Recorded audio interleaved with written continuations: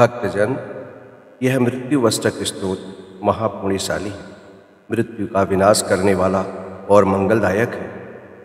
मार्कंडेय मुनि के कल्याण करने के लिए भगवान विष्णु ने स्वयं इस स्तोत्र का गायन किया है। जो मनुष्य नित्य तीनों कालों में पवित्रता के साथ भक्तिपूर्वक इस स्तुति का नियम पूर्वक पाठ करता है, वह विष्णु व्रत अकाल मृत्यु से ग्रसित नहीं होता।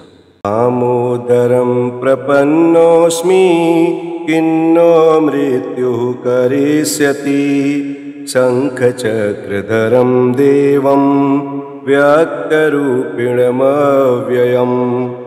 अधोक्षजं प्रपन्नोऽस्मि किन्नो मृत्युः करिष्यति, वराहं वामनं विष्णुं नारसिंहं जनार्दनम्। माधवं च प्रपन्नोऽस्मि किन्नो मृत्युः करिष्यति, पुरुषं पुष्करक्षेत्रबीजं पुण्यं जगत्पतिं। लोकनाथं प्रपन्नोऽस्मि किन्नो मृत्युः करिष्यति, सहस्रशीर्षं देवं व्यक्ताव्यक्तं सनातनम्।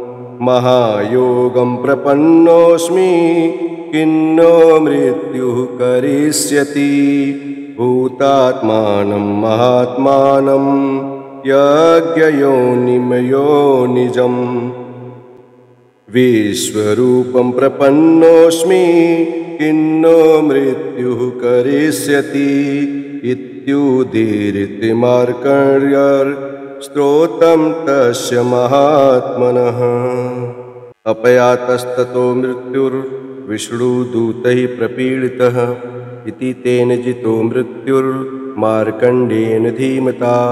प्रसन्ने पुण्डरीकाक्षे नृसिंहे नास्ति दुर्लभम्। प्रसन्ने पुण्डरीकाक्षे नृसिंहे नास्ति दुर्लभम्।